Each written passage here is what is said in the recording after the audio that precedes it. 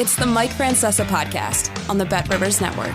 Hello again, everybody, and welcome to the Mike Francesa Podcast. As always, brought to you exclusively by the good folks at Bet Rivers.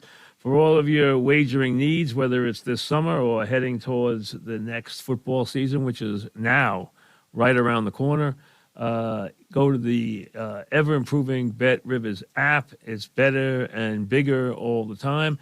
And remember, for all of your wagering needs, it's Bet Rivers in New York and New Jersey. Play Sugar House in Connecticut. Time of year where it's baseball and everything else, a few things here and there, a golf tournament, maybe a major like the British Open, which is a couple of weeks away. But it's baseball and then just gearing up for college football, which will begin before you know it. Last week in August, college football jumps at you, and no sport has gained in popularity in terms of television ratings or in growth like the college football has. Other than the NFL, which is on its own planet, college football is the sport that has, without question, shown the most growth and popularity in this country, especially from a TV standpoint. They make big TV money, and their satellite products like the Big Ten Network made a fortune. I mean, so they have really revolutionized things through what they've made from a standpoint of television money. And they are a very hot property right now, especially the SEC, goes without saying. So that's right around the corner, and so is the NFL, and what should be a very interesting year in New York with a improved Giant team, which could definitely be improved, but not even show it in the record because, first of all, they won a bunch of games in the second half with mirrors last year, when they were down 10, 17 points and came back and won the games. Secondly, they play a much tougher schedule this year. So it could be a year where they take a step back in the record, but continue to build a winning team. And I'll tell you, I don't think there's any question they hit a home run with the coach and at least a double with the general manager and maybe more. But they definitely hit a home run with the coach and getting this defensive coordinator, who is a big, big part of the process. The Jets, hey, I'm a big believer in what Aaron Rodgers is going to bring to this team. I don't think he's the least bit done, and I think he is going to have an extraordinary year. Now, the Jets have to fill some holes, a couple of key ones, and they're on the line, which is critical. And they have to prove that the coaching's up to the quarterbacking. The quarterbacking just took as big a quantum leap as any team has ever taken. Now, remember that, what I'm saying here. They just took as big a leap at the quarterback position as any team ever has in NFL history. The question is, can they coach on that level? They haven't proven they can. Communication, game decisions, sideline communications, game planning, all that stuff. Is it going to be up to the level that the quarterback play is going to be up to, that some of the play on defense is going to be up to? It remains to be seen. It really is. The things that concern me here are a couple of holes on the offensive defensive lines and the coaching. I have no other questions with this team. And I think the quarterback's going to have a huge year. I think he's going to be in the running for the MVP. That's what I believe. All right, so baseball, and hey, I hate when everybody's piling on. So to get in here today and just attack the Mets again, it almost feels like you're kicking a wounded animal now. I mean, hey, they have hit such a level where they can't even get out of their own way. And when they're about to win a series from the Phillies that they needed. Now, they're about to win that series, despite the fact they only got 4 innings out of Carrasco. They're about to win that series, despite the fact they turned the middle innings of that game over to people they don't know are going to do the job or not, because their bullpen stinks. And now they feel that they can't. And this is where Buck indicted himself a little bit yesterday. You knew Ottavino's not throwing, okay? Rarely threw Friday and Saturday. He's not throwing yesterday. You know that Ottavino, you don't want to use him 2 days in a row because he's not good if you use him 2 days in a row. He's terrible on the back end of the 2 days. And he threw 28 pitches yesterday. Yes, Robinson got 5 outs yesterday. But he didn't pitch Friday. They were off Thursday. He didn't pitch Friday. He only threw 13 pitches yesterday. And Buck indicted himself by getting him up in the 9th inning. If he was up in the 9th inning, why wasn't he up in the 8th inning when he could save the game? But one thing, before you slaughter Buck for what he did with the bullpen yesterday, they're out of that inning. They're out of the inning with a double play ball. And they don't execute the play, as you know. They throw the ball away. So you couple the walks with the hit batters, only one hit, and you go from a 6-3 lead to a 7-6 deficit that ends with another punch to the solar plexus kind of loss. Horrific loss. And this one, if you wanted to make the case, now I was in the car as the game ended because I had played golf yesterday, so I was in the car listening to Howie when the game ended. This was as bad, and they've had a ton of them. They've had a ton of them when they've hit. They've scored over 6 runs. They've been in back and forth games, and they've lost almost all of them. But they've had, during this awful run, so many games where they just gave a game away. They gave a game away yesterday where they didn't get hit hard. They just gift wrapped the game. They gave up 4 runs in the 8th inning on a day where they were trying to do it with Miras out of the bullpen, out of a bad bullpen. But you could have brought Robinson into that 8th inning. He was warming in the 9th. So that was a little bit of an indictment of what Buck's thinking there. And listen, this has been a very tough time on Buck, and I'll give you my thought process. I think it makes no sense to get rid of Buck at this juncture, halfway through this season. And right now, the Mets have played, I believe, top of my head, 77 games. So they're almost to the midway point. You're not going to gain anything by getting rid of Buck Showalter in this season. And my theory about this is Buck had a magical year last year. Everybody loved him, and then it came apart the last 2 weekends. The last weekend of the season, first weekend of the playoffs, because of the fact that DeGrom and Scherzer didn't do their job. If they had done their job, Buck would have been a hero. He won a ton of games. He had one of the great Mets seasons of all time. He was the toast of the town. And then halfway through the season, you're getting rid of him and telling everybody that the game's passed him by. Well, it's foolish. It's a foolish take. The game is not passed Buck by. If you listen to Buck talk, the game is not passed. And I've known Buck 40 years. Well, the game's not passed Buck by. Age has nothing to do with this. How old is Dusty Baker? How old is Bochy? How old is Frank Conner? Frank Conner is not well. And I love him, but he's not, he's got issues physically. So he's even older than his age. Has nothing to do with this. The fact is they don't have a good team, and they put a ton of money in 2 pitchers who were older and not worth what they gave them.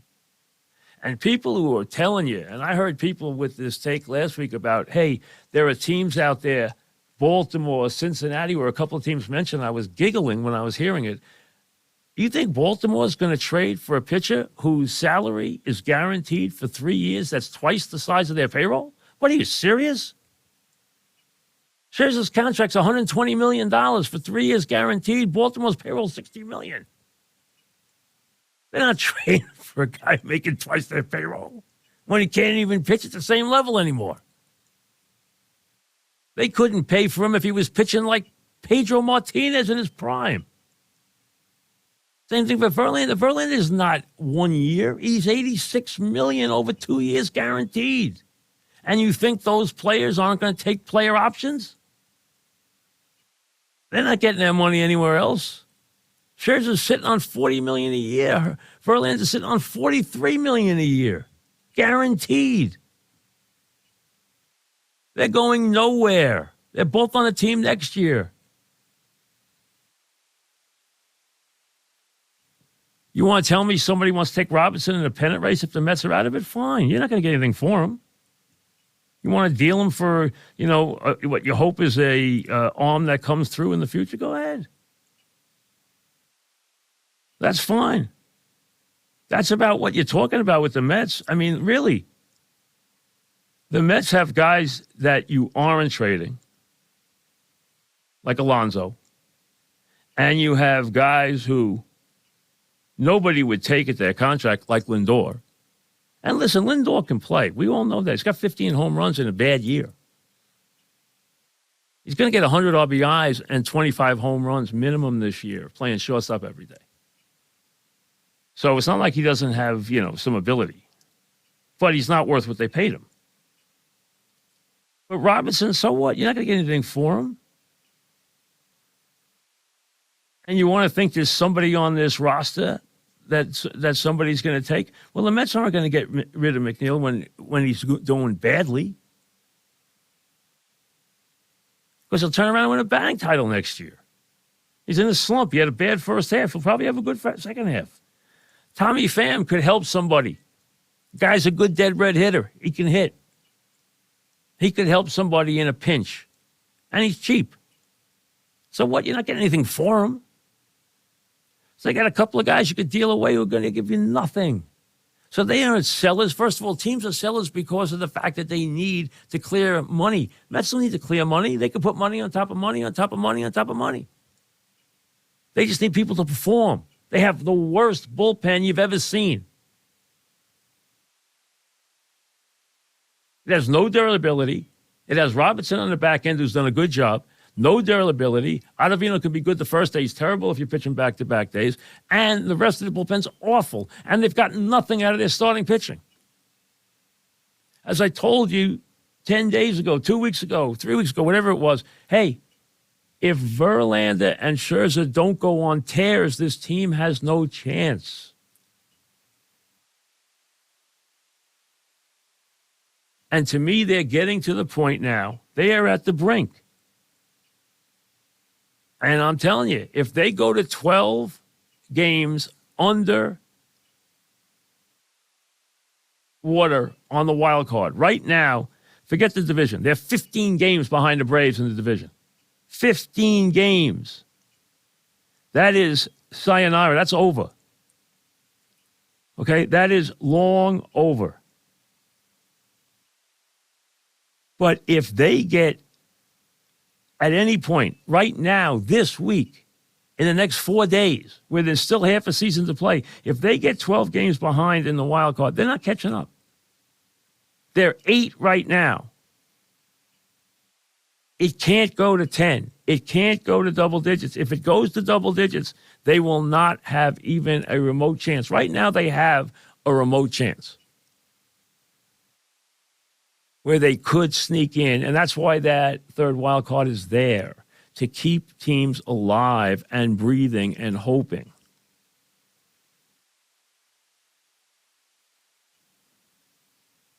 That's what it's for. That's why they put it there.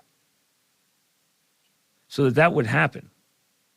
So that it would keep people, thinking and dreaming about wild cards. And you had a strange year in the National League, okay?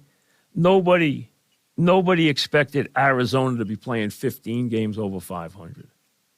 Nobody expected Cincinnati to ever see the north side of 500. But the question is this. Cincinnati comes off a torrid month and a long winning streak. What happens now? That winning streak, with a couple of the losses back-to-back thrown in, has left them just 4 games over 500. They'll probably still finish on the south side of 500. San Diego hasn't gotten it started. They've been as big a disappointment as the Mets, considering what they went out and did. Everybody's waited for San Diego to rev its motor. It hasn't. Everyone's waited for the Mets to rev their motor. They haven't. San Diego's 4 games under 500, 5.5 out in the wild card. The Mets are 7 games under 500 and 7 games out in the wild card.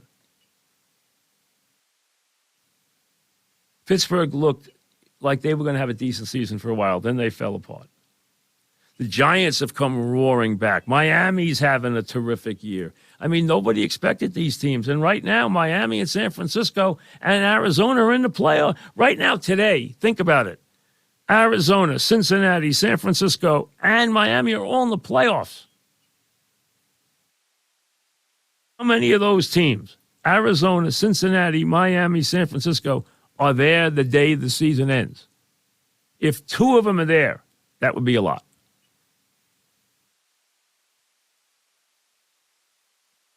But they've had very, very good first halves. You'd expect Philly to head north from here.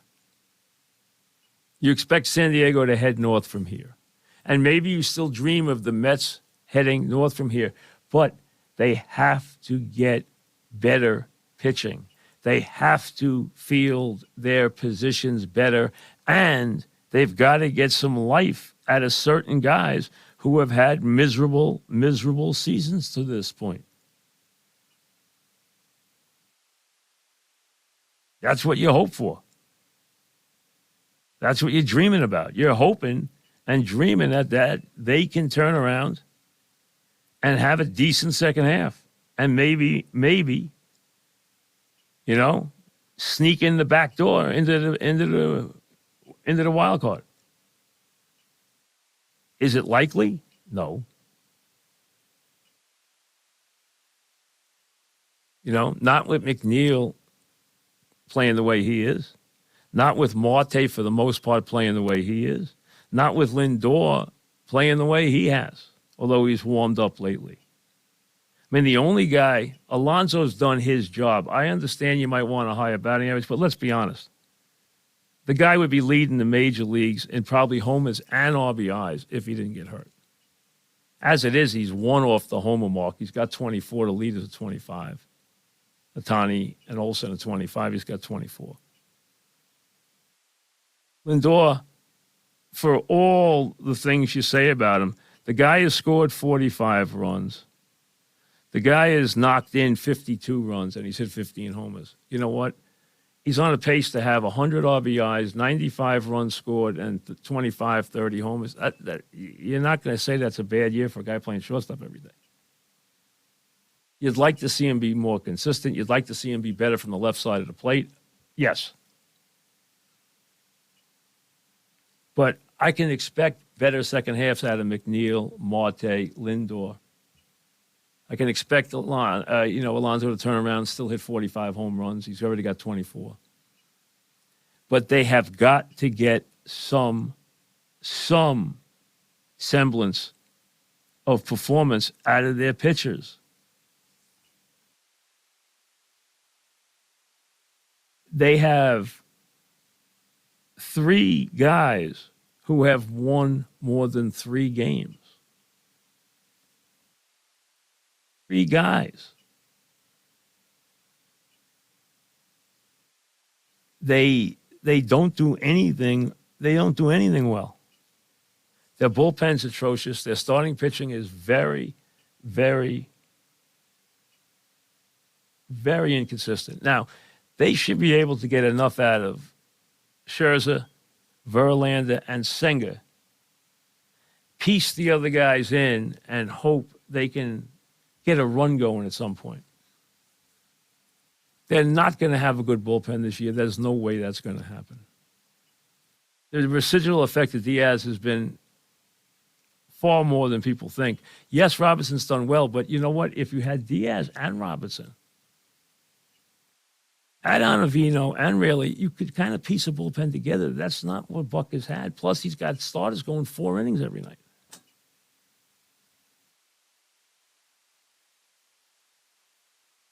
It's a bad baseball team in a lot of ways.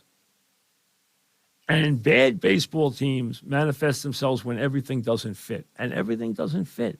One thing hurts the next. The starter goes 4, so Buck goes, uh-oh. The starter goes 4, and I don't have in my mind Ottavino, Raley, or Robinson. And I'm like, oh, my God. And I find myself with a lead. Then I find myself actually getting through a couple of innings where I get through and I get a couple of scoreless innings. Now I make it to the 8th with a 3-1 lead, and I think, hey, I can piece this together. Listen, if you got Robinson up in the 9th, he should have been in the 8th. If you went through the middle of the order in the 8th, it could have got through the 9th. If you want to get on Buck for that, you can. If he was up, if he had Robinson up, then he could bring him in the game. And he only threw 13 pitches.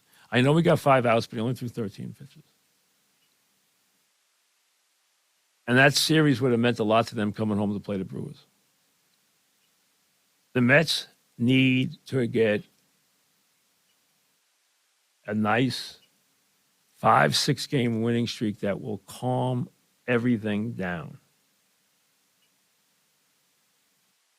Can they get that? Not unless these guys pitch better. I mean, that's all there is to it. They got to pitch better. They got to play smarter baseball. They got to field better. I mean, they had a chance to get out of the inning yesterday, and they didn't do it. And then it became folly. I mean, let's be honest. The way what went on was folly. Nothing infuriates you more than relief pitchers walking the ballpark, unless it's relief pitchers hitting people with the bases loaded. I mean, that loss yesterday, they don't get any worse than that. In a game you desperately need, when you can finally win a series against a division foe, and come home feeling a little bit better about yourself, and then you wind up with probably the worst loss of the year. And I tell you, each day the bags under Buck's eyes grow. So he's taking every one of these losses to heart. You can see it in his face. And when Buck gets tossed, you know that it's rare for him to reach a boiling point. It does not happen often. He respects everybody's job. He doesn't go after umpires, and you know that that's rare. Hey, if you're a Met fan, should you give up hope? Why not? No, it doesn't cost you anything to have hope. But realistically, if this thing keeps going the way it's going, there's not going to be anything in the last 60 games to play for. They got to get this down to a workable margin, which means the wild card at 3.5 or less. If they can do that, they're in the mix. As for the Yankees, listen, they are starting to, despite all their offensive woes, they've gotten enough pitching of late to start to give themselves a solid wild card hold. So they are beginning to do that. You will see that become obviously far more entrenched in the weeks to come. The Yankees will start to, they play the A's tomorrow night, and after a day off today, tomorrow night they play the A's. The Yankees will begin to solidly move in. They're not going to win the division, because I don't think Tampa's going to fold. So I think the fact that they're up 8 in the loss column, 9.5 overall, I don't think the Yankees will win the division, but they don't have to. They can solidly establish themselves, and it looks like it's going to be an East wild card anyway, as you know. I think Houston will kick one of the teams out, and that'll be it. It'll be Houston and the 2 Eastern teams. That'll be in there. I think Baltimore will be there. I think if I had to guess, I'd say Baltimore and the Yankees and Houston will be in there, and Toronto won't. That was what I would think.